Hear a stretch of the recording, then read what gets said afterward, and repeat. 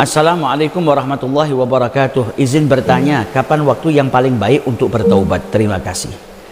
Bertaubat kepada Allah Subhanahu wa taala atas perbuatan dosa yang pernah kita lakukan hendaknya dilakukan sesegera mungkin, secepat mungkin. Jangan sampai kita menunda taubat. Karena manusia tidak pernah tahu kapan ajal menjemput dirinya. Jangan sampai ajal menjemput dirinya sedangkan ia belum bertaubat, belum memohon ampun kepada Allah Subhanahu wa taala atas perbuatan dosa yang pernah dia lakukan. Karena perbuatan dosa itu bagaikan sebuah penyakit yang harus segera diobati. Al-Imam Al-Qatadah radhiyallahu anhu beliau berkata, "Innal Qur'ana yadullukum ala da'ikum wa dawaikum." Al-Quran itu menunjukkan kepada kalian atas penyakit-penyakit kalian sekaligus dengan obatnya. Fa amma da'ukum fadhunubukum. Adapun penyakit kalian adalah dosa-dosa kalian dan obatnya adalah beristighfar, memohon ampun kepada Allah Subhanahu wa taala. Seseorang yang sakit, dia akan berusaha semaksimal mungkin, akan bergegas untuk mendapatkan kesembuhan. Dia akan pergi ke tabib, pergi ke dokter, mencari obat supaya apa? Penyakit yang sedang menimpa dirinya sembuh. Begitu juga hendaknya seseorang yang memiliki dosa, hendaknya dia berusaha semaksimal mungkin, secepat mungkin untuk mendapatkan obat yang bisa menghilangkan penyakitnya, yaitu dosanya. Obatnya dengan beristighfar, memohon ampun kepada Allah Subhanahu wa taala. Karena sebagaimana penyakit itu kalau dibiarkan akan memperburuk keadaannya, menjadikan keadaannya semakin parah, begitu juga dengan perbuatan dosa. Kalau dibiarkan akan menjadikan dirinya semakin buruk, semakin buruk, semakin buruk. Kondisinya bisa membahayakan, bisa mencelakakan atau membinasakan dirinya. Sebagaimana dikatakan oleh Sayyidina Ali bin Abi Thalib, "Al-ajab liman yahlik wa ma'ahun najah." Sungguh menakjubkan seseorang yang binasa namun sebetulnya dia memiliki sesuatu yang bisa menangkal kebinasaan atau bisa menyelamatkan dirinya daripada kebinasaan. Ketika beliau ditanya, "Wa ma hiya?" Apa itu wahai Sayyidina Ali bin Abi Thalib? Maka beliau menjawab, al-istighfar, memohon ampun kepada Allah Subhanahu wa taala. Karena seseorang yang melakukan perbuatan dosa pada hakikatnya dia sedang membinasakan dirinya. Karena perbuatan dosa itu akan mendatangkan hukuman daripada Allah Subhanahu wa taala. Hukuman dari Allah itu membinasakan manusia. Namun ia punya penangkal kebinasaan. Sesuatu yang bisa menjadikan dirinya tidak binasa, selamat daripada kebinasaan, yaitu al-istighfar, memohon ampun kepada Allah Subhanahu wa taala. Adapun waktu-waktu yang mulia yang dimana kita di situ dianjurkan untuk banyak memohon ampun kepada Allah Subhanahu wa taala, seperti di waktu malam atau di akhir malam. Sebagaimana Allah Subhanahu wa taala berfirman dalam Al-Qur'an, "Wa bil ashari hum yastaghfirun." Di akhir malam mereka beristighfar, memohon ampun kepada Allah Subhanahu wa taala. Dan di sepertiga malam terakhir di mana Rasul sallallahu alaihi wasallam menjelaskan kepada kita, di waktu itu Allah menyerukan kepada hambanya, apakah ada yang memohon ampun, akan aku ampuni. Apakah ada orang yang mau bertobat, akan aku terima taubatnya. Apakah ada yang memiliki hajat, aku kabulkan hajatnya. Maka di waktu-waktu seperti itu hendaknya kita gunakan untuk memohon ampun kepada Allah Subhanahu wa taala, bertaubat kepada Allah agar taubat kita diterima oleh Allah Subhanahu wa taala dan dosa-dosa kita juga diampuni oleh Allah Subhanahu wa taala. Bahkan para kekasih Allah Subhanahu wa taala mereka tidak melewatkan waktu di akhir sepertiga malam kecuali untuk memperbanyak istighfar kepada Allah Subhanahu wa taala, bertaubat kepada Allah Subhanahu wa taala. Dan semakin banyak manusia itu bertaubat kepada Allah, memohon ampun kepada Allah Subhanahu wa taala, akan menjadikan dirinya semakin dicintai oleh Allah Subhanahu wa taala. Sebagaimana firman Allah Subhanahu wa taala, "Innallaha yuhibbut tawwabina wa yuhibbul mutatahhirin."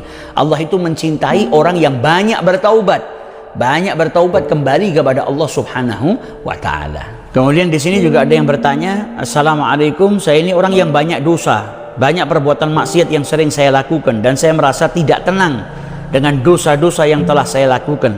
Apakah jika saya bertaubat, taubat saya akan diterima oleh Allah Subhanahu wa taala? Karena saya sudah beberapa kali bertaubat namun tetap mengulangi perbuatan maksiat itu lagi."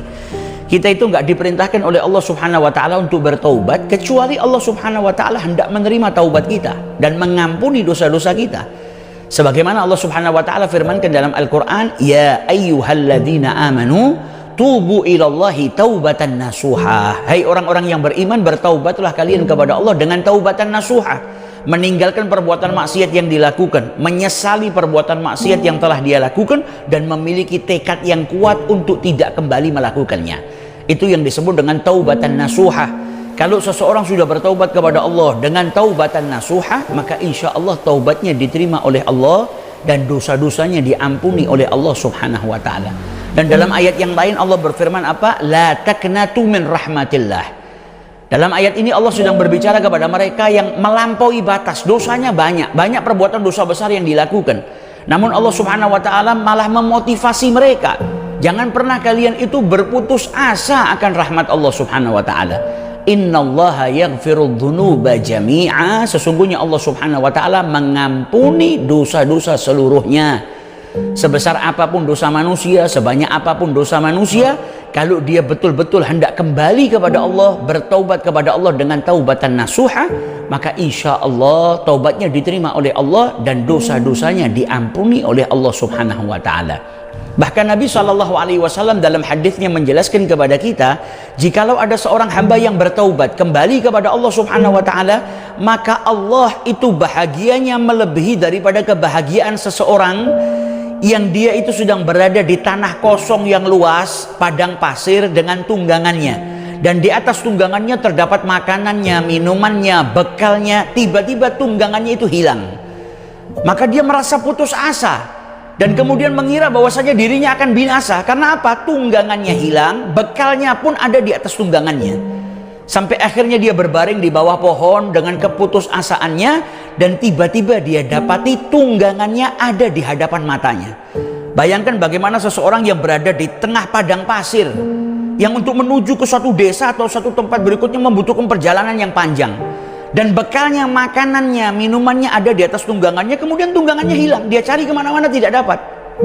Dan ketika dia berputus asa, ketika dia berbaring, tiba-tiba dia dapati tunggangannya ada di hadapannya, maka pasti orang tersebut bahagia yang luar biasa.